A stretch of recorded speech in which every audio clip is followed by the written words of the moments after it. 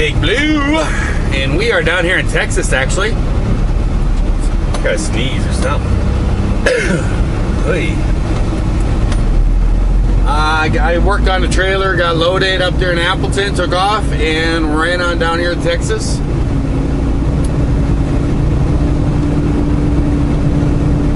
There's always people parked right here. Always. Sometimes a plumbing guy, now it's a forklift guy. They always park right there, and it's a tight corner. But we got loaded up in Appleton, ran on down here to Maricold and Meacham Boulevard. You guys seen that many, many times. Just ran it on down there, got unloaded this morning, and I am picking up a yogurt load. Oh, right there's ADL. Just drove past.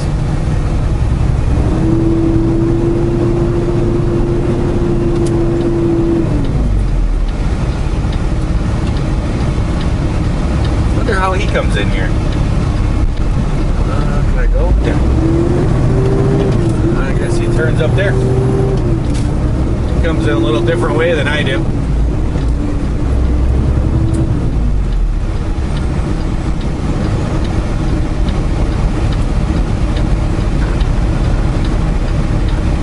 But we are all loaded up down here with a load of yogurt. Got ourselves 40,831 pounds of yogurt. Boss says I'm supposed to beeline it back to Pennsylvania ASAP.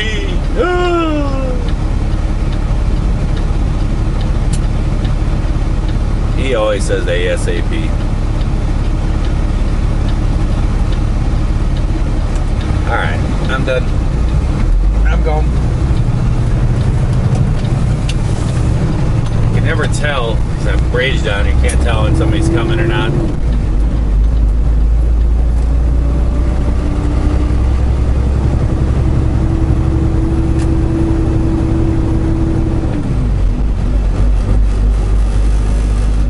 Oh, quit your aching.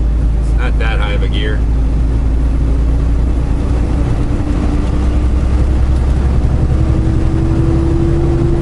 We'll run her as best we can, and we'll get into Tennessee tonight, so we can knock out a chunk of Tennessee.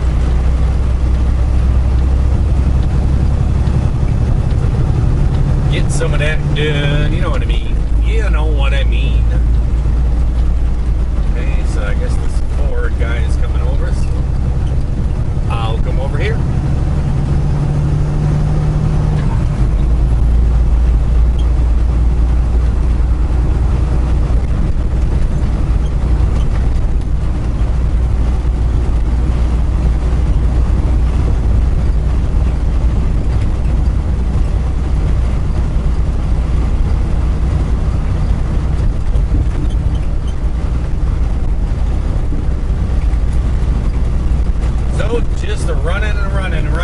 Running.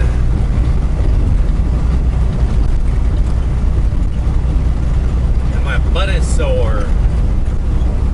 I don't even know if I've spoken about this or not, but I actually, with this chair thing, the guy was all, yeah, we'll do something. I thought it was all, I actually tried to go in there and talk to him. I was supposed to stop in there and look at the different chairs, see which one I want, blah, blah, blah, and all this stuff.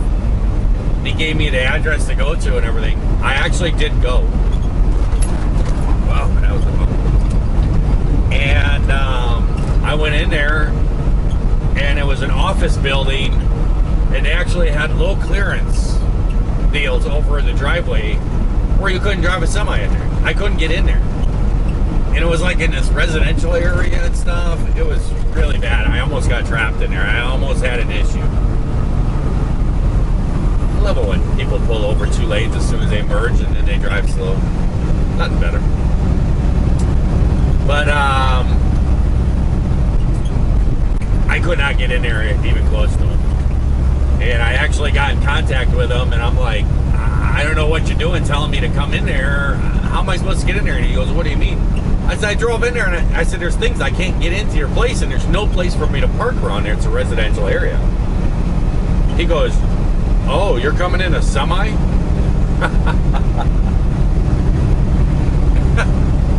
No, I'm going to get my car and drive all the way from Wisconsin back down to Columbus, Ohio to look at a chair. But I told him what I was looking at and everything else, and he came back and he's like, yeah, that's like $1,500, which is really bad because I can actually get it at the Petro in Joplin. I've seen it there and stuff for $1,200. I've actually seen it on sale for like $1,000, $1,100.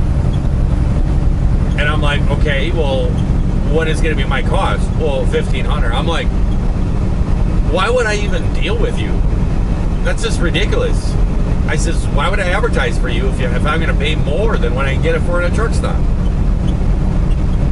Oh, well, we could bring it out to the TA just outside of Columbus, and we'll pay to have it installed. And I was just like, serious? That's what your part of it is going to be, for me to advertise for you and everything? I'm like, so you've really looked at my channel and really looked to see what I do on my videos, huh? That I need to have a TA install a new seat for me. I just hung up on him. But my boss says he's going to buy one. And he said he found one at 4 States. It's,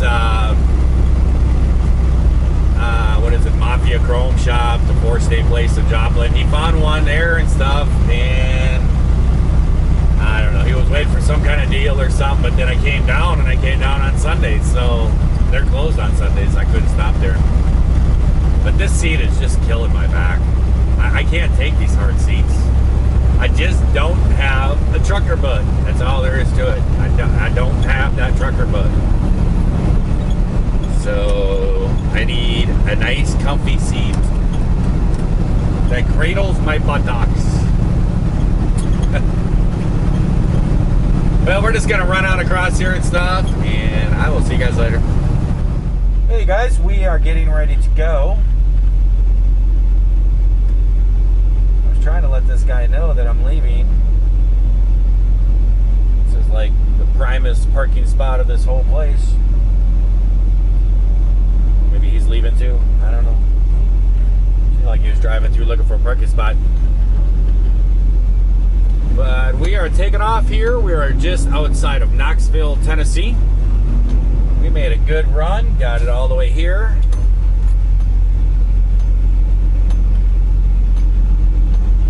And we just got ours back. And we're going to be taking off and running on up to Orfield, Pennsylvania.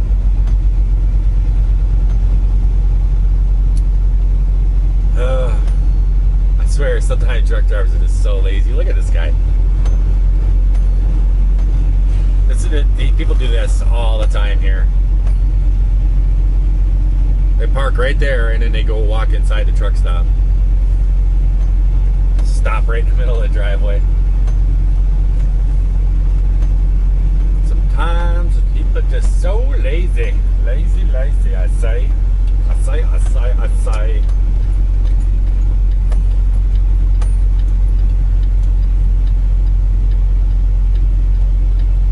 We are heading up to Orfield, Pennsylvania. I need to get up there by tomorrow morning. And boss wants me to see if I can get unloaded. Took you long enough there, Swift. And no, there was no stop sign there. I had cars coming, so I went.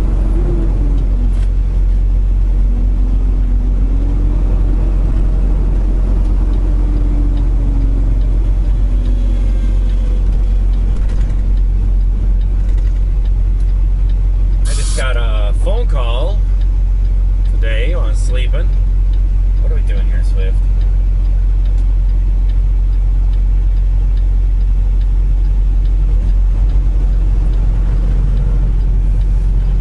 Got a phone call. I was sleeping and I woke up and I kind of had a little trouble sleeping. Woke up, so I had a phone call. It was from the dealer that I bought my side-by-side from. And the message, I heard something about recall or something, and I was like, what? So I called him back up, and and said there was a recall on it. A fuel line, I guess, was being pinched or something like this on the frame, and they need to get it in there and check it out, see if it's being affected. I'm like, oh, okay, yeah, I won't be back probably till, you know, October, probably a week of that trip. So I figured I'll run it in then. And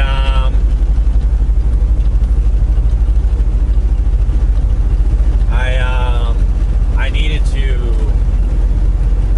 I'm buying some new tires. My tire guy, I was talking to him about maybe some cool, you know, tires for my side by side, and he took me out the back and showed me some tires he had back there. He's like, "I'll give you these super cheap." I was like, "Works for me." And so I want to mount it on rims, so I can just change them back and forth when I want to. And he was supposed to be trying to figure out what rims fit on this machine, and so I decided to call CF Moto and just get the size of it, because the dealer, I think this is like the first one they've had there, and they don't really know a lot about it. They got to figure it out and stuff. So I figured I'd just make a phone call, and I was talking to him, and I had to give him my serial number and everything, and I was just asking him for the size of the rim, what's the bolt pattern, and everything else. And they're like, "Where'd you buy this thing from?" I said, Fond du Lac, Wisconsin. And they're like, "We don't have you registered and stuff as the owner of this." And I'm like, "I don't know why." And they said, "Well, you actually have 2 recalls on this machine." And I'm like, "What?" I said, "They told me I had one. Something about a fuel line might be pinched or something." And the lady read it off to me, and it says that the connector where the fuel line connects onto the injectors needs to be checked, because they've had a couple that have broken, spilled fuel all over a hot engine, and started on fire. And she was like, we've actually put out a stop sale. We got our green light, so we get to go on past the scale.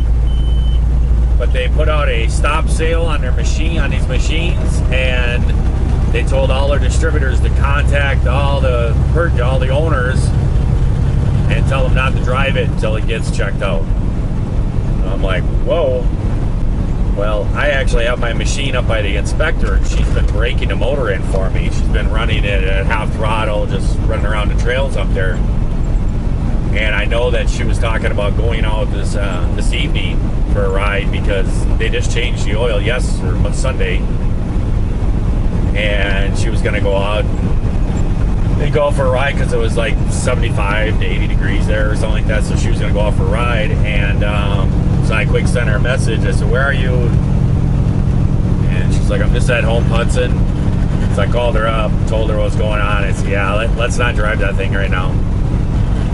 So I talked to the boss. So next week, when I go back to Wisconsin, he's going to give me a night off, and I'm going to have to run up there and pick it up, bring it back down, and drop it off at the dealer to get his recall notices taken care of. But they actually wouldn't tell me the other one, because they said I wasn't registered as a user. I don't know. And they said until the recalls are taken care of, they can't. I'm not registered as the owner. Okay. So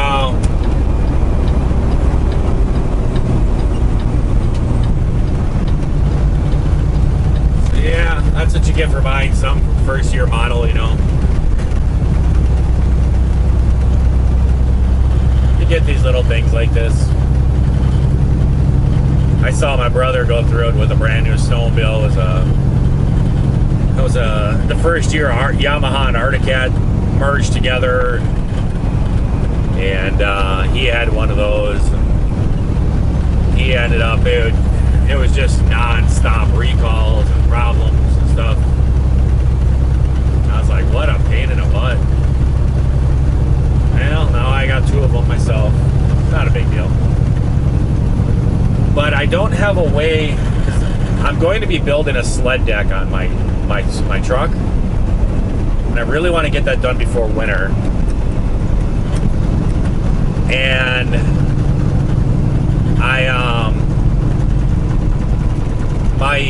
my side-by-side actually fits just barely into the back of my truck. The tire's clear. I have about 3/4 of an inch total on both sides of my tires to get inside my truck. And so I can haul like that, and I know I'm not going to get this sled deck built before this trip, so that's how I'm going to end up hauling it. But I have no way of, when I'm at home, I can back up to the ditch and load it that way. And then when I went up by the inspector, her daughter lives nearby, and they got a big drop off in their backyard, and I used that to unload it. But when I go up north, who knows, I could be able to find a ditch or something here and there to unload it or load it. So I need to build me some ramps that I can just set on my tailgate and drive it up on there. So I asked the boss, and I guess I'm going to be at the shop for the rest of this week when I get up there. And I know there's a steel place there in Frederick, so I'm probably going to run up there and buy some steel. And, at night when I'm done working for him, I do a few hours, and take some time off or whatever over the weekend or one of the nights or something. I'll bust out and weld up some ramps, and then I'll just throw them in my semi with me, take them home with me. Well, welcome to Allentown, everyone.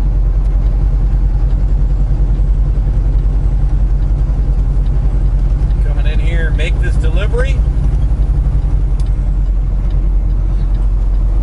See if they'll unload me.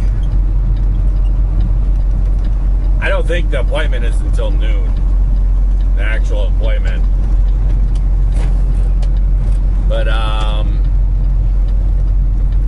the boss is ASAP. Need you in there as early as possible. So I had to run her a little hard, and he's actually got another load on me that's supposed to pick up back on the other side of Harrisburg, and that's supposed to pick up at 11:30 and deliver at 6 tonight.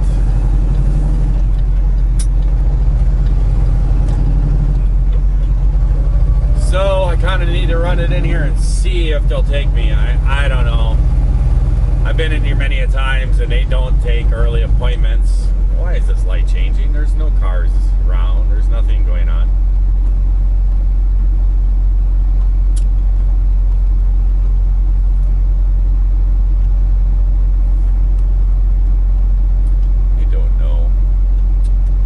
But I've been here before. They don't take early appointments during the week. They always turn us away and stuff when we try to come in here early. But and then Saturdays I've come in and I've sat and waited for my appointment and come in, and then I'm like, well, I'm like hour and a half or something away from my appointment. I don't know if I can get in or not. They'll be like, oh, sure. And I'm like, oh, I don't know. I've gotten yelled at and turned away a couple times here. They said, well, that's during the week. On the weekends, on Saturdays, we take you early. Basically, so they can try to get out of there early. But on the weekend, or weekdays, I guess they want to sit around. Plus, I'm an hour away from shift change. So I don't think they're going to take me. I think they're going to turn me away. We'll see how it happens.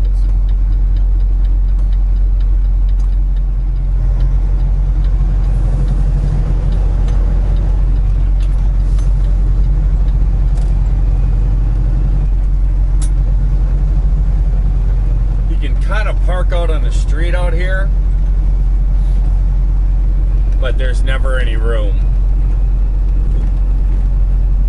And the people across the street, they make a big stink about it. They actually come out there and pound on your door and stuff, be a big pain in the butt. They act like they own the street up here. But like where that one blue truck that's facing, there's two trucks facing the opposite way.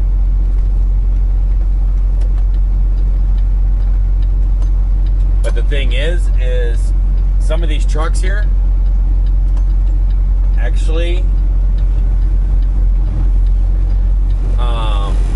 don't even deliver here. They actually live here in Allentown or whatever, and they park their trucks here when they're at home. It's a pain in the mud. But I mean, there's no place to park. They're going to turn me away. I bet you. See what they say here. So I'll just let you guys go. I hope everyone out there is having themselves a great day, great night as they're watching this here video. And if you are not, we'll certainly just try that all over again tomorrow. I will catch you guys later. See ya.